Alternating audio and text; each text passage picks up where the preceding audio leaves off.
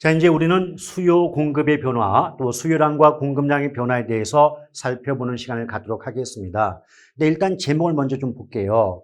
위에 두 개를 보면 수요량, 공급량, 양이라는 글자가 붙어 있지 않습니까? 근데 아래 두 가지는요, 수요와 공급, 양이라는 글자가 빠져 있어요. 그러면 양이라는 글자가 붙어 있을 때와 그 양이라는 글자가 빠져 있을 때의 차이가 뭐냐? 이 부분은 결론적으로 먼저 말씀드린다면 원인 부분의 차이가 있는 거예요. 결과는 동일합니다. 다시 말씀드린다면 수요량의 변화라고 할 때도 수요량이 변동한다는 결과가 나오고요. 또 수요의 변화 시에도 수요량이 변동한다는 결과는 똑같아요. 그러니까 수요의 변화건 수요량의 변화건 즉 양자가 붙건 빠지건 수요량이 변동한다는 결과는 같다라고 보시면 돼요. 근데 어떤 차이가 있냐면 그 수요량이 또는 공급량이 즉 양이 변동하는 원인 부분에 차이가 있다라고 보시면 돼요. 그래서 읽어보시면 수요량의 변화 시에는 원인이 해당 재화의 가격 변화 때문에 그 물건의 수요량이 변화하는 경우에는 양자를 붙여서 수요량의 변화다라고 말할 수 있는 겁니다. 아시겠죠? 그러니까 원인이 뭐라고요? 그 물건 값이 변해서 그 물건의 양이 변동할 때는 양자를 붙여줌으로써 수요량의 변화 또는 공급량의 변화 이런 말을 쓰고 있다는 거죠. 예를 한번 볼게요.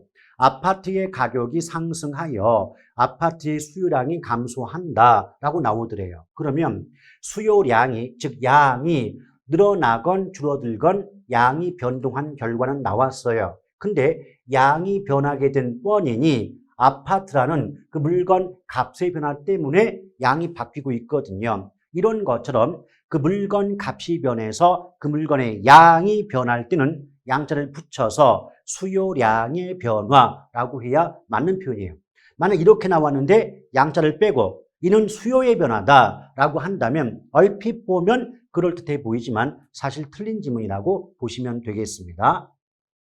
또한 이렇게 양자가 붙을 때는 동일 곡선상 점의 이동이 나타나게 되는데요. 이 부분은 조금 이따가 그래프를 통해서 확인을 시켜드리도록 하겠습니다. 그럼 여러분 생각해 봐요. 수요량의 변화와 공급량의 변화는요. 수요 공급의 차이밖에 없어요. 그래서 내용이 똑같습니다. 공급량의 변화도 그 물건 값이 변해서 그 물건의 공급량이 변할 때는 양자를 붙여서 공급량의 변화다 이렇게 말씀드릴 수가 있는 겁니다. 아시겠죠? 그러니까 눈썰미 좋으신 분들은요. 수요량의 변화, 공급량의 변화 위아래 비교해 보니까 수요량이건 공급량이건 양자가 붙을 때는 공통적인 원인이 그 물건 값의 변화고 그 물건 값이 변해서 그 물건의 양이 변동하는데 그 양이 수요량이면 수요량이 변하고 공급량이면 공급량의 변화일 뿐이다. 그 차이밖에 없는 겁니다. 아시겠죠? 또한 더불어 조금 아까 보셨을 때 양자가 붙으면 동일 곡선상 점의 이동이 나타난다 그랬죠. 그럼 당연히 공급량의 변화 시에도 양자가 붙었으니까 동일 곡선상 점의 이동이란 말이 나올 수밖에 없는다. 이 점을 기억할 필요가 있겠습니다. 근데 그 아래 두 개를 보면 양자가 빠졌어요. 수요의 변화다, 공급의 변화다. 이렇게 양자가 빠졌다는 건 변화 원인, 양의 변화 원인이 그 물건 값이 아니라는 겁니다. 여기 보시면 해당 재화 가격 변화 이외의 요인, 그 말은 그 물건 값이 아닌 다른 원인 때문에 그 물건의 양이 변동한다 이렇게 말이 나오는 거거든요. 그러니까 처음에 이런 것들 접할 때는 굉장히 좀 복잡해 보이는데 사실 되게 간단해요. 뭐 간단하냐면 원인만 아시면 돼요. 그 물건 값이 변해서 양이 바뀔 때는 양자를 붙여주는 거예요.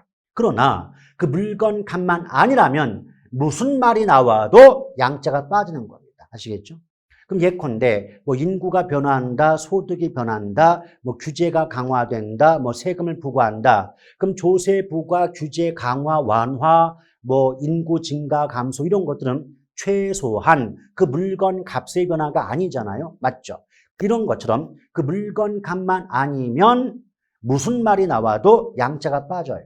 아시겠죠? 그럼 예를 들면 아파트 인근 지역에 생태 공원이 조성되어 아파트의 수요량이 증가한다 그랬어요. 그러면 수요량, 양이 증가한다. 양이 변했어요. 근데 양이 변하게 된 원인이 생태 공원의 조성 때문이거든요. 그러면 양의 변화 원인이 최소한 아파트라는 그 물건 값의 변화가 아니지 않습니까? 맞죠? 이런 것처럼 그 물건 값이 아닌 다른 이유 때문에 그 물건의 양이 변동할 때는 양자를 빼고 수요의 변화 또는 공급의 변화 이렇게 말씀드릴 수가 있는 거죠. 더불어 양자가 빠졌다. 그럴 때는 곡선 자체, 수요 곡선이 됐건 공급 곡선이 됐건 곡선 자체가 오른쪽 또는 왼쪽으로 이동한다는 거죠.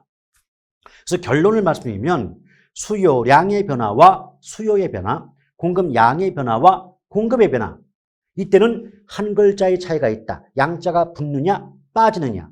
근데 기본적 차이는 뭐다? 결과의 차이가 아니라 원인의 차이다. 그래서 수요량이든 공급량이든 양자가 붙는 원인은 오직 하나뿐이 없어요. 그 물건 값 변화예요. 근데 그 물건을 예쁘게 말하면 해당 재화라고 하는 거죠. 따라서 해당 재화의 가격이 변해서 그 물건의 양이 바뀔 때는 양자를 붙여주는데 뒤집어서 그 물건 값이 아닌 다른 이유 때문에 양이 바뀔 때는 양자를 뺀다. 그 차이점 구분하시고요. 두 번째 차이점은 수요량이든 공급량이든 양자가 붙을 때는 동일 곡선상 점이 이동하는데 수요의 변화건 공급의 변화건 양자가 빠질 때는 곡선 자체가 오른쪽 또는 왼쪽으로 이동하게 된다. 이 차이점이에요. 자, 그래프를 통해 확인 좀 해볼게요. 가볍게. 자, 항상 그래프의 기본은 피카츄인 거 아시죠? 자, 프라이스 가격과 원점 퀀티티 양인데 뭐 수요를 갖고 얘기하니까 QD 수요량이 나올 겁니다. 맞죠? 그러면 이렇게 수요 곡선이 오른쪽 아래로 내려 뻗는 우하향 곡선의 모습을 보인다고 할 때 자, 이건 아파트의 수요를 가정해 볼게요. 자, 아파트의 가격이 100원일 때 수요량이 뭐 30, 가격이 50원일 때 수요량이 뭐 50이라고 예를 들어 봅니다. 그럼 수요 곡선상 자, 100원의 가격과 30개의 양이 맞다는 점을 A점, 50원의 가격과 50개의 양이 맞다는 점을 B점이라고 보자 이거예요. 그런데 문제가 어떻게 나오느냐? 예컨대 아파트의 가격이 100원에서 50원으로 내려가니까 아파트의 수요량이 30에서 50으로 증가한다. 이렇게 말이 나오더래요. 그러면 이 양의 변화 원인이 그 물건 값의 변화 때문 아닙니까? 그렇죠? 아파트라는 그 물건 값이 변해서 아파트라는 그 물건의 수요량이 변동했죠. 그럼 이럴 때는 수요량의 변화가 되고 이때는 같은 수요 곡선상 점이 이동하는데 그 말이 뭐냐면 원래 가격이 100원이었고 원래 양이 30이었어요. 그럼 100원의 가격과 30의 양이 맞다는 점이 A점이었죠. 그러다가 가격이 50원으로 내려가니까 양이 50으로 늘었단 말이에요. 그럼 50원의 가격과 50개의 양이 맞다는 점은 B점이었죠. 그러면 가격이 하락함으로써 A점에서 B점으로 같은 수요 곡선상 점이 이동했다라고 말할 수 있지 않습니까? 이것이 바로 수요량의 변화가 되겠죠. 그런데 비해서 문장 속에서 또는 문제 속에서 아파트 소비 인구가 증가하여 아파트의 수요량이 늘어난다. 이렇게 말이 나오게 된다면 어때요? 지금 양이 늘었죠? 양이 변했어요. 근데 양이 변하게 된 원인이 인구 때문이거든요. 그럼 인구의 변화 때문에 양이 바뀌게 된다면 최소한 그 물건값 변화가 아니지 않습니까? 그 물건값 변화가 아니면 양자를 빼는 거죠. 따라서 이 경우는 수요의 변화가 돼요. 그럼 그래프가 어떻게 바뀌냐면 자, 원래 그래프가 이렇게 피카츄였죠. 프라이스 가격, 원점, 퀀티티 양, 수요량 이런 수요 곡선이 있었는데 인구가 늘어서 수요가 증가한다면 수요 곡선 자체가 증가 방향인 오른쪽으로 이동한다는 거죠. 그래서 곡선 자체가 이동하는 경우를 수요의 변화, 동일 곡선상 점이 이동하는 경우를 수요량의 변화라고 한다라고 보시면 돼요. 이 원리는 공급량의 변화와 공급의 변화에도 똑같이 적용되기 때문에 굳이 또다시 그래프를 그릴 것까지는 없지 않나 생각이 듭니다. 자, 이것이 바로 수요 공급의 변화 그리고 수요량 공급량의 변화에 대해서 살펴본 내용이었어요. 이제 우리는 균형 가격 및 균형 수급량의 변화에 대해서 보실 필요가 있는데요. 이때 균형의 의미가 뭔가 봤더니 어떤 물건의 수요량과 공급량이 일치하는 상태를 우리 뭐라 그래요? 균형이다 라고 말할 수 있어요. 근데 이것을 그래프로 본다면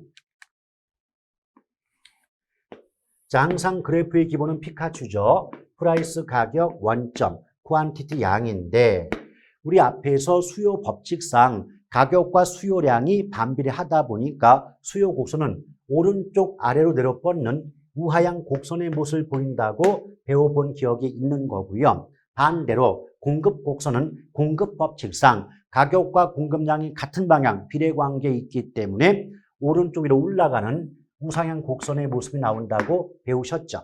이처럼 우하향하는 수요 곡선과 우상향하는 공급 곡선의 교차점이 균형점이 돼요. 이때 이 균형점에서 결정되는 가격, 프라이스를 균형 가격이란 말을 쓰고요. 또 균형점에서 결정되는 퀀티티, 양을 균형양이라는 말을 쓰고 있습니다. 아시겠죠? 근데 여기서 균형양이라고 했는데 이 표현 자체는 얼마든지 바꿔줄 수가 있어요. 무슨 말이냐면 균형과 양 사이에 뭐 거래자를 붙이거나 수급자를 붙이거나 교환이라는 단어를 붙여도 전혀 관계가 없다는 거죠. 그러면 출제하는 분에 따라서 뭐 균형양 할 수도 있겠지만 균형 거래량, 균형 교환량, 균형 수급량 이렇게 말을 바꿀 수도 있는 거 아니겠습니까? 맞죠? 그렇다 할지라도 균형과 양만 들어가면 가운데 무슨 말이 들어갈지라도 전혀 상관없이 똑같은 말이다라고 보시고 문제를 풀어내시면 되는 겁니다. 아시겠죠? 자, 그런데 여러분 생각해 봐요.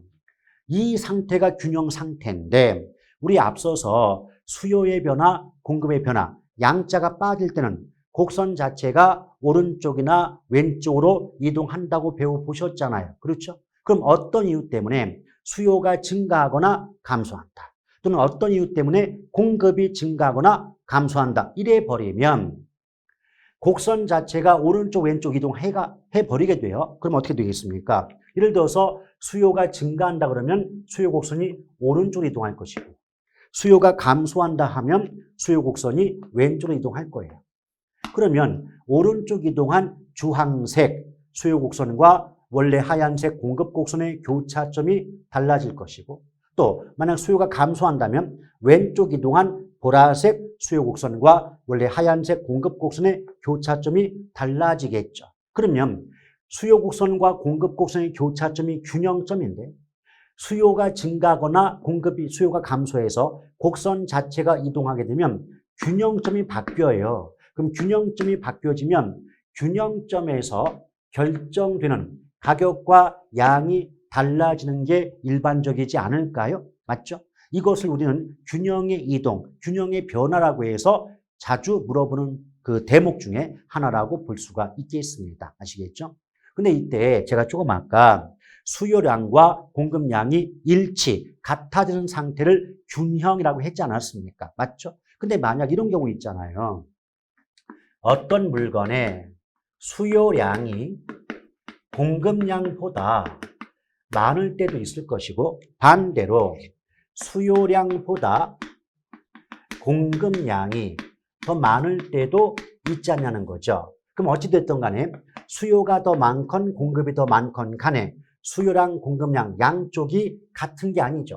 양쪽 일치하지 않는다. 그럼 이것은 균형입니까? 불균형입니까? 당연히 불균형이 되겠죠. 균형은 수요량과 공급량이 일치해야만 되니까요. 근데 불균형이 발생했습니다. 근데 불균형의 패턴이 뭐냐? 수요가 공급보다 많은 때는 초과수요라고 해요. 초과수요. 초과수요. 또는 앞뒤를 바꿔서 수요 초과라고 해도 관계가 없고요. 두 번째, 수요량보다 공급량이 많을 때는 초과 공급이란 말을 씁니다. 초과 공급. 이렇게 말을 쓰죠. 그러니 여러분, 초과 수요, 초과 공급의 의미가 어렵지 않아요. 누구나 다 이해가 돼요. 근데 가장 큰 문제가 뭐냐면 초과 수요, 초과 공급이 문장 속에 나왔을 때, 지문 속에 나왔을 때 잠깐 멈칫한다는 거죠. 가만 초과 수요는 그래 수요가 공급보다 많아지니까 가격이 어떻게 되겠지? 이렇게 생각하는 것 자체가 이미 약간 시간이 딜레이가 되는 거거든요. 그래서 제가 수험생 입장이라면 초과 수요 나왔다. 그럼 옆에 쓸 거예요. 어떻게? 물건 부족. 초과 수요는 물건이 부족하다. 이렇게 볼 거고 초과 공급은 물건이 남아돈다. 이렇게 써놓고 문제를 푸신다면 굳이 뭐 경제학적인 뭐 지식 같은 게 없다 할지라도 충분히 그 문장 해석이 되고 정답을 골라낼 수 있지 않을까라는 생각을 한단 말이죠. 여러분 상식적으로요. 어떤 물건이 됐던 간에 그 물건이 부족하대요. 그 물건이 부족하다면 당연히 부족한 물건의 가격은 오를까요? 내릴까요? 올라가겠죠. 그래서 초과 수요는 가격의 상승을 초래하는 거죠. 근데 그에 비해서 초과 공급은 물건이 남아돈다 그랬어요. 그럼 남아도는 물건의 가격은 당연히 내려갈 수밖에 없지 않습니까? 그래서 결론이 뭐냐면 초과 수요. 자, 불균형은 초과 수요와 초과 공급 두 가지로 구분될 수 있는데 초과 수요는 가격의 상승을 유발하고 초과 공급은 가격의 하락을 초래한다. 라고 교과서에 나온단 말이에요. 오케이? 그런데 이걸 우리말로 바꾸면 초과 수요가 물건이 부족한 거고 초과 공급이 물건이 남아도는 거니까 상식적으로도 부족한 물건의 가격은 오를 수밖에 없는 것이고 남아도는 물건의 가격은 내려갈 수밖에 없지 않을까요? 그렇죠? 그렇게 생각하시면 되는 거지. 초과 수요, 초과 공급을 있는 그대로 받아들여가지고 머릿속에 담아두시면 이해는 가고 또 문제도 풀 수가 있겠지만 그 풀어내는 속도가 좀 느려지는 게 아닐까 그런 지금 우려가 있다는 겁니다. 아시겠죠? 자, 그럴 때 균형이 어떻게 바뀌느냐. 제가 조금 전에 뭐라 그랬어요? 수요나 공급이 변동하게 되면 수요 곡선, 공급 곡선이 오른쪽이나 왼쪽 이동할 것이고 그럼 균형점이 달라지게 되니까 균형점에서 결정되는 균형 가격과 양도 달라지는 것 아니겠느냐. 제가 이 말씀 드리지 않았습니까? 맞죠? 근데 수요 공급의 변동 패턴은 두 가지가 있다는 겁니다. 수요나 공급 두 가지 중에서 어느 한쪽만 바뀌는 경우가 있을 것이고 둘째 수요나 공급 중에서 양쪽 모두가 다 바뀌는 패턴이 있지 않겠습니까? 맞죠? 그럼 여러분 생각해 보세요. 수요나 공급 중에서 어느 한쪽 바뀌는 경우보다는 수요 공급 양쪽이 다 바뀔 때가 훨씬 내용이 좀 복잡하지 않겠습니까? 맞죠? 그럼 하나씩 해볼게요. 여기 지금 공급이 불변인데 수요가 증가 또 공급은 불변인데 수요 감소 그랬어요. 여기서 문제를 풀거나 문장 해석할 때 요령 중에 하나가 뭔지 아십니까? 어떤 그 문장 나왔는데 무엇이 됐든 간에 어디가 뭐 일정하다, 고정돼 있다, 불변이다 이런 말 적혀 있다면 그 부분은 신경 쓸 필요가 없다는 얘기예요. 이미 고정돼 있기 때문에 아시겠죠? 따라서 이 문장 속에서 지금 공급이 불변이다. 그럼 공급의 변화가 없다라고 할 때 그럼 공급 변화가 없으니까 당연히 공급은 신경 쓸 이유가 없는 거죠. 그럼 무엇만 신경 쓰면 돼요? 수요 증가만 신경 쓰면 돼요. 아시겠죠? 근데 이것도 마찬가지예요. 그냥 수요 증가라고 보지 마시고 저 같으면 수요 증가 옆에다가 이렇게 쓸 겁니다. 인기짱.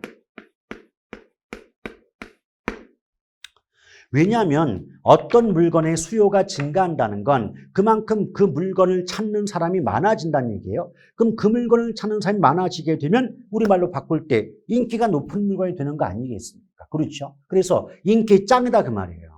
그럼 상식적으로요. 인기가 높은 물건은 그만큼 많은 소비자, 수요자가 그 물건을 찾는다는 의미가 되니까 그 물건의 가격이, 인기 높은 물건의 가격이 오를까요? 내릴까요? 당연히 오를 수밖에 없어요.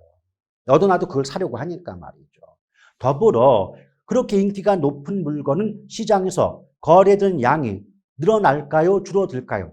늘어나요. 왜? 너도 나도 그 물건을 사려고 하니까 거래되는 양은 증가할 수밖에 없겠죠. 오케이? 그러면 모든 교과서는 그냥 수요 증가 시 균형 가격은 상승하고 균형 거래량은 증가한다라고만 나오는 거예요. 근데 그거를 그대로 외우는 것도 나쁜 건 아니지만 저 같으면 그런 걸 외우기 전에 어떻게 말한다? 그래, 수요 증가는 인기 짱이다. 그럼 인기가 짱이니까 인기 높은 물건은 가격 오를 거고 거래되는 양도 많아지겠지? 라고 이해한다면 굳이 외울 것도 없다는 얘기죠. 그럼 뒤집어 볼게요. 공급의 변화가 없어요. 공급 불변, 공급 신경 쓰지 않는 거예요. 그럼 수요만 보시면 돼요. 그럼 수요가 감소한다는 거죠. 그럼 수요가 감소한다는 건 뭐다? 인기가 떨어졌다. 그 물건 찾는 사람 별로 없다. 그럼 인기가 낮은 물건은 사람들이 그 물건을 별로 찾지 않는다는 의미가 되니까 그런 물건의 가격은 오를까요? 내릴까요? 당연히 내려가죠. 또 인기가 없으니까 그 물건에 거래되는 양도 당연히 줄겠죠. 오케이? 그럼 여러분, 남들 수요 증가, 수요 감소 막 외우다가 까먹고 외우다가 까먹고 머리 쥐어뜯고 있을 때 우리는 수요 증가, 인기 짱, 수요 감소, 인기 하락. 이렇게 옆에 써놓고 보시면 굳이 외울 거 없이 그래 인기가 짱이구나, 인기 높구나, 가격 오를 거야, 양 늘 거야. 아이고 인기 떨어졌구나, 가격 내릴 거야, 양 줄 거야. 외울 것도 없어요. 곧바로 답이 보이는 거죠. 오케이? 마찬가지예요. 자, 수요의 불변이에요. 수요가 불변이다. 분명히 불변, 일정, 고정 이런 식의 말 나오면 그 부분 신경 쓰지 말자고 했잖아요. 그렇죠? 그럼 수요는 신경 쓰지 않는 거예요. 그럼 무엇만 보시면 돼요? 공급만 보시면 되죠. 그럼 공급의 증가, 공급의 감소가 나왔다는 거죠. 그런데 여기서 여러분 생각해 보세요. 공급의 증가. 이 말은 우리말로 바꾸면 물건이 흔해진다. 물건 흔함 써놓고 문제 풀어보세요. 너무 쉽게 풀려요, 여러분. 공급의 증가는 물건 흔함. 그럼 뒤집어 볼게요.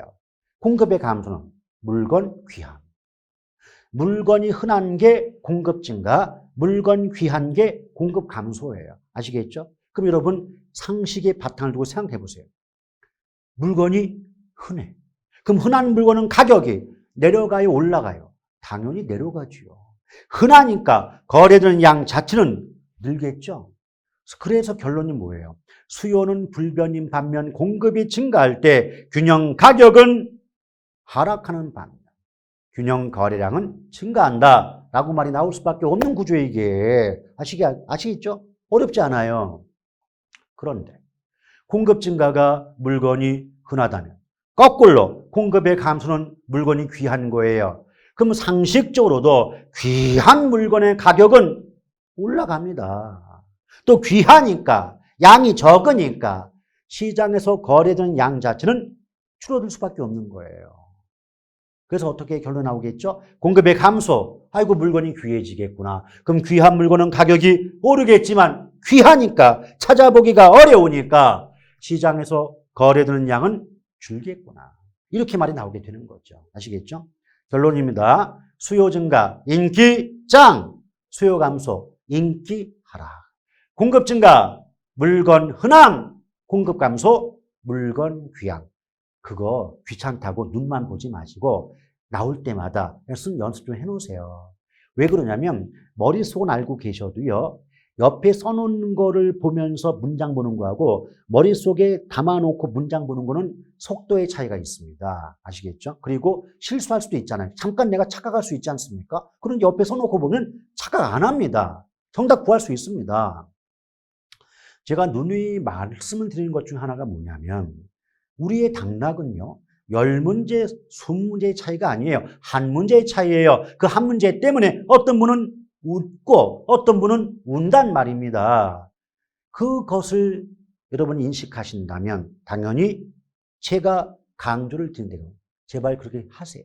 귀찮은 거 압니다. 귀찮지만 인기 입장, 인기 하락, 물건 흔함, 물건 귀함 써놓고 문제 풀면 실수하지 않고 여러분은 단번에 이 고통의 터널에서 벗어날 수가 있습니다. 그 오랜 공부한다고 좋아지는 거 아니지 않습니까? 그렇죠? 한 번에 고통은 끝내는 게 가장 최상이겠죠.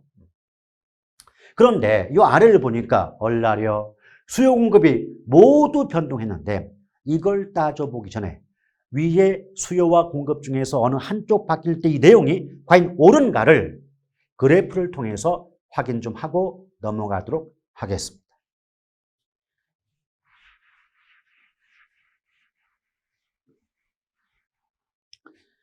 자, 항상 균형과 관련된 그래프는요, 피카츄, 이름은 DS가 돼요. 그 말이 뭐냐면, 뭐 그래프의 기본은 지금 몇 번 보셨지만, 프라이스 가격, 자, 프라이스 가격과 원점, 또 퀀티티 양이 나왔고요. 또 균형이 나오면 수요 곡선과 공급 곡선이 모두 나와야 되기 때문에 우하향하는 수요 곡선, 영어로 디맨드, 우상향 곡선, 영어로 공급 곡선 S가 나오겠죠. 그래서 피카츄, 이름은 DS. 이름이 DS니까 뭐 아마도 성은 김이지 않겠습니까? 이때 아까도 이미 언급했지만 수요 곡선과 공급 곡선의 교차점이 균형점이 되는 거죠. 그럼 이 균형점에서 결정되는 균형 가격과 균형 양이 각각 100원이고 100개였다고 가정을 해보자 이겁니다. 편의상 이 수요와 공급은 아파트의 수요와 공급이라고 가정을 하도록 하겠습니다. 근데 어떤 이유 때문에 수요가 증가한다. 물론 공급은 변화가 없다고 가정을 해야 되겠죠.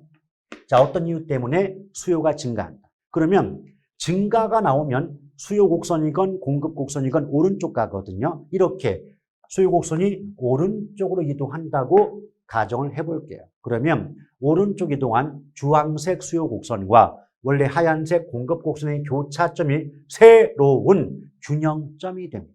그러면 새로운 균형 가격과 새로운 균형량이 이렇게 결정이 되겠죠. 자, 결론 볼게요. 자, 수요 증가하니까 균형 가격은 100에서 150으로 상승하게 되고 균형량은 역시 100에서 150으로 증가하는 결론 확인되죠.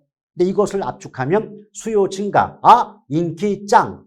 그 인기 높으니까 가격 올라갈 것이고 인기 높으니까 거래되는 양도 증가하겠다. 해석이 가능하고 그래프를 통해서 확인도 된 거 아닙니까? 맞죠? 자, 그러면 이제 수요 감소 얘기해 볼까요? 역시 균형은 항상 피카츄, 이름은 DS입니다.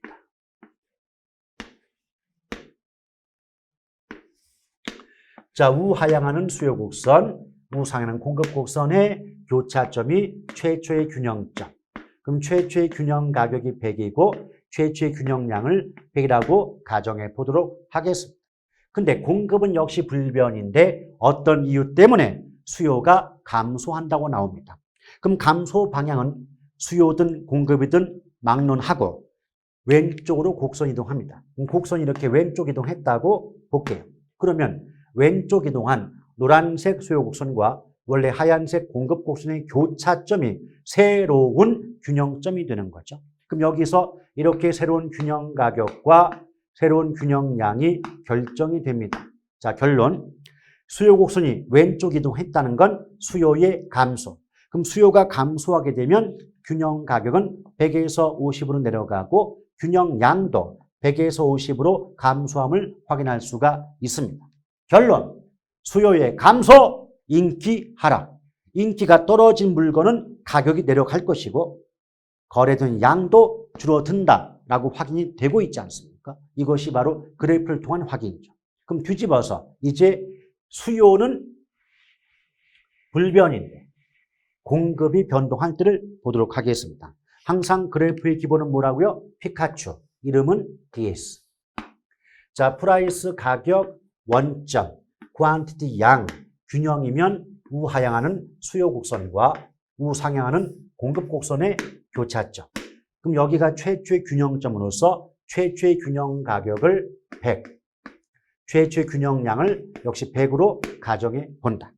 역시 편의상 아파트의 수요와 공급인데 이때 수요는 변화가 없다고 가정한다. 그러면 어떤 이유 때문에 공급이 증가한다. 그럼 증가 방향은 무조건 곡선이 오른쪽 가는 겁니다. 따라서 이렇게 수요 공급 곡선이 오른쪽으로 이동한다. 자, 오른쪽은 반대쪽이죠. 자, 오른쪽으로 이렇게 이동합니다. 그럼 오른쪽 이동한 주황색 공급 곡선과 원래 하얀색 수요 곡선의 교차점이 새로운 균형점이 된다는 건 이해되시겠죠? 그럼 여기서 이렇게 새로운 균형 가격과 새로운 균형량이 결정이 되는 거죠. 자, 공급 곡선이 오른쪽 같습니다. 그럼 공급의 증가입니다. 그럼 공급이 증가하면 균형 가격은 100에서 50으로 내려가고 균형량은 100에서 150으로 증가함을 확인할 수가 있죠. 그럼 이걸 우리식으로 말을 바꾸면 공급의 증가, 물건이 흔해진다. 그럼 흔한 물건은 가격 내려갈 것이고 흔하니까 시장에서 거래되는 양은 증가할 수가 있지 않느냐라고 보는 거죠. 이제 뒤집어서 어떤 이유 때문에 이제 공급이 감소한다. 자, 항상 그래프의 기본은 피카츄죠. 자, 프라이스 가격 원점. 이제 Q가 나오죠. 자, 우하향하는 수요 곡선, 우상향하는 공급 곡선, 이름은 DS. 그럼 최초의 균형점에서 최초의 균형 가격과 균형량이 결정이 되었어요. 그럴 때 역시 수요는 변화가 없다고 보는데 어떤 이유 때문에 공급이 감소한다고 나온대요. 그럼 감소 방향은 곡선이 이렇게 왼쪽으로 이동하는 거겠죠. 그러면 왼쪽 이동한 노란색 공급 곡선과 원래 하얀색 수요 곡선의 교차점이 새로운 균형점이 되는 것이고 따라서 새로운 균형 가격과 새로운 균형량이 결정이 되겠죠. 그럼 결론적으로 공급 곡선이 왼쪽 같다는 건 공급의 감소를 의미한다. 그럼 공급이 줄어들면 가격은 100에서 150으로 올라가는 반면 거래된 양은 100에서 50으로 줄어듦을 확인할 수가 있습니다. 그럼 우리 식으로 말을 바꾸면 공급의 감소, 물건이 귀하다. 그럼 귀한 물건은 가격이 오를 것이요. 귀하니까 거래되는 양은 줄어든다라는 점을 확인할 수가 있었습니다. 맞죠? 그런데 지금 수요나 공급 중에서 어느 한쪽만 바뀔 때는 그래도 그래프를 그릴 여지가 있지만 수요 공급이 양쪽 다 바뀌게 되면 수요 공급의 변동폭을 모르고서는 그래프 자체를 그릴 수가 없어요. 그래프 자체를 그릴 수가 없다는 건 그만큼 내용적 현상에 대한 예측이 쉽지가 않다는 의미가 됩니다. 오케이? 자, 그럼 일단 패턴부터 볼게요. 수요와 공급이 둘 다 변동합니다. 그렇죠. 근데 위에 두 가지는요, 화살표 그리면 수요도 늘고 공급도 늘어요. 근데 수요도 줄고 공급도 줄죠. 그러면 첫째, 요 첫 번째 패턴은 수요와 공급의 변화 방향이 같은 방향이에요. 둘 다 늘건 둘 다 줄어들건 같은 방향으로 변동한다라고 볼 수가 있지 않겠습니까? 근데 두 번째 패턴은요. 두 번째 패턴은 수요는 증가하는데 공급은 줄어든다. 또 수요는 줄어드는데 공급은 늘어나요. 그럼 두 번째 패턴은 화살표 방향 보는 순간에 수요와 공급의 변화 방향이 반대 방향인 걸 확인할 수가 있었습니다. 맞죠? 이런 경우죠. 자, 그럼 이럴 때 결론부터 얘기하면 수요 공급이 같은 방향으로 바뀔 때는 가격은 정확히 알 수가 없지만 양은 정확히 알 수 있다가 나와요. 얘기를 드려볼게요. 자, 상식적으로 편한 마음을 잡수고, 그러면 수요는 사는 쪽이죠. 공급은 파는 쪽입니다. 그럼 사는 쪽과 파는 쪽이 모두 늘어나게 되면 거래되는 양 자체는 증가하지 않을까요? 그래서 양은 증가한다는 걸 알 수가 있다는 거죠. 마찬가지예요. 수요와 공급이 모두 감소한다면 사는 쪽도 줄어들고 파는 쪽도 줄어드니까 당연히 거래되는 양 자체는 줄어들 수밖에 없지 않느냐. 그래서 양이 감소하는 걸 알 수가 있는 거죠. 결과는 뭐냐면 수요나 공급이 같은 방향으로 변동할 때는 양은 정확히 알 수 있는데 아직은 가격은 정확히 알 수가 없더라 이 말입니다. 근데 왜 가격을 정확히 알 수가 없다고 하냐면 가격이 오를 수도 있고 내릴 수도 있고 변화가 없을 수도 있기 때문에 정확히 알 수가 없다. 이렇게 말이 나오게 되는 겁니다. 아시겠죠?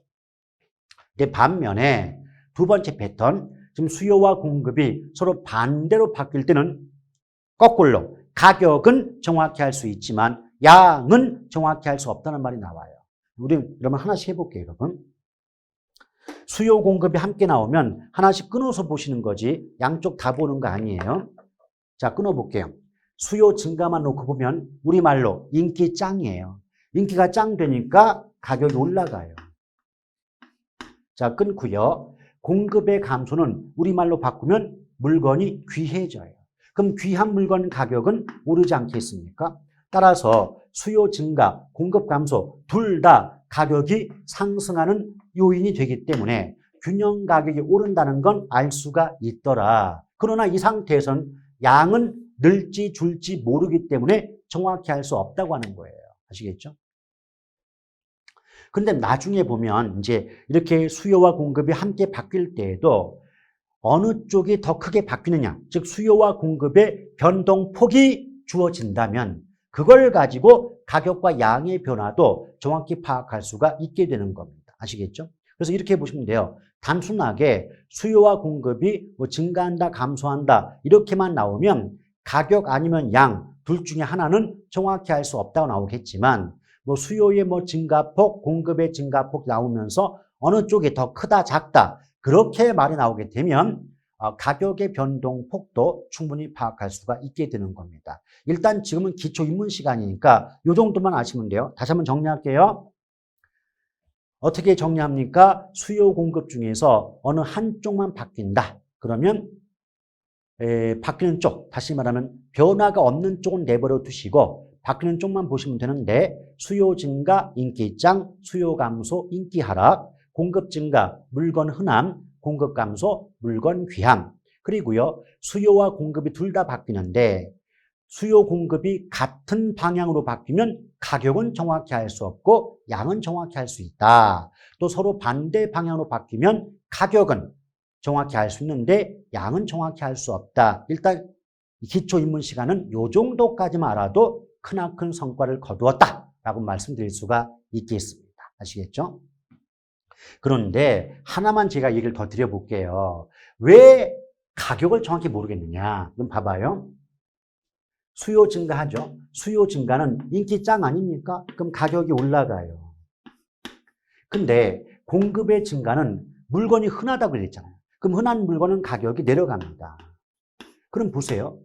양쪽 중에 한쪽은 가격이 올라가는 원인이고 한쪽은 가격이 내려가는 원인끼리 지금 묶여버렸잖아요. 그럼 이것만을 가지고는 가격이 오를지 내릴지 또 변화가 없을지 이것만을 가지고는 정확히 할 수가 없게 되는 거 아니겠습니까? 그래서 이때는 어느 쪽이 더 크다 작다 이런 말이 없다면 가격의 변화는 정확히 할 수가 없게 되는 것이겠죠. 이 점을 유념해 주실 필요가 있겠습니다. 자, 이것이 바로 균형의 이동 또는 균형의 변화였다라고 보시면 돼요.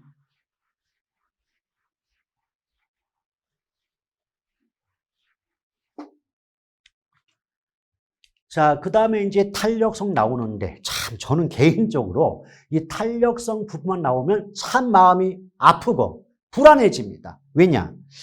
사실 우리 공인중개사 학개론 과목에서 문제와 관련해서 탄력성 개념이 너무너무 중요하거든요. 왜냐하면 이 탄력성이 경제론 분야에서 한 번만 나온다면 뭐 그 한 문제 포기합시다 할 것 같은데 이게 지금 경제론만 나오는 게 아니에요. 그 총론에도 탄력성이 나오고요. 그 다음에 무슨 마케팅론이건 뭐 개발론이건 뭐 정책론이건 이런 부분에서도 탄력성이 계속 반복되어 출제가 되고 있기 때문에 탄력성의 개념을 정확히 이해하지 못하신다면 경제론 문제를 못 맞추는 게 아니라 다른 파트의 문제도 줄줄이 사탕으로 못 맞춰요. 맞추기가 어려워요.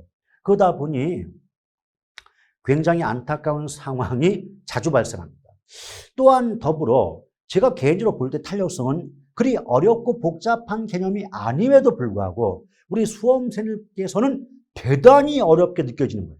수험생 입장에서. 그래가지고 수업 들을 때는 아 그렇구나라고 하는데 막상 혼자서 책을 읽으시거나 문제를 풀 때쯤 되면 도저히 모르겠다. 어떻게 풀지를 알기가 어렵다. 이렇게 참 힘들어 하시는 수험생들을 매년마다 보다 보니 상당히 안타깝고 이걸 어떻게 하면 좀 더 쉽게 좀 와닿게 해드릴 수 있을까 고민하고 연구합니다만은 해법은 해법일 뿐이에요. 무슨 말이냐? 정확한 개념을 알지 못한 상황에서 뭐 암기법 이용해서 문제를 풀어본들 그 문제와 똑같이 나올 때만 그 문제를 푸는 것이고 살짝 문제를 틀어버리잖아요. 틀어버리면 그게 무슨 말인지를 모르니까 암기법을 알면서도 어떻게 대응할지를 알 수가 없다 보니까 점수가 나올 수가 없는 거예요, 여러분. 그래서 다시 한번 간곡히 부탁을 드리고 싶은 것 중에 하나가 뭐냐면 탄력성 개념이 좀 잡기 어렵다 할지라도 꾸준하게 반복하고 노력해서 반드시 잡아주시길 바랍니다. 이거 못 잡으면 여러분 큰일 나요, 여러분. 네, 탄력성의 뜻이 뭔가 봤더니 독립변수의 변화율에 대한 종속변수의 변화율을 우리는 탄력성 이렇게 말을 해요. 되게 좀 어려워 보이죠? 근데 독립변수는 우리말로 하면 원인. 그리고 종속변수가 결과입니다. 그러니까 우리말로 바꾸면 탄력성은요, 어떤 원인이 변동할 때 그에 따른 결과가 얼마만큼 변화하는가를 구하는 값이 탄력성인데요. 또 이 말을 다르게 바꾸면 어떤 자극이 주어졌을 때 그 자극에 대한 반응의 정도를 우리는 탄력성이라고 말을 합니다. 제가 단적인 예를 한번 들어볼게요. 우리가 누군가를 간지럽히는 것도 자극을 준다고 볼 수가 있지 않습니까? 그럼 간지럼을 태우는 건 자극을 주는 거고 간지럼을 타는 건 반응이 나온 거 아닙니까? 그렇죠? 근데 현실적으로요, 똑같이 간지럼을 태워도 어떤 분은 뭐 하고 있냐 하는 분도 계시고 어떤 분은 조금만 간지럼을 태워도 방바닥을 떼굴떼굴 구르는 분도 계시지 않습니까? 그렇죠? 그럼 보세요. 간지럼을 타긴 타는데 그렇게 많이 타지 않는 분도 있고 간지럼을 많이 타는 분도 계시겠죠? 그럼 생각해봐요.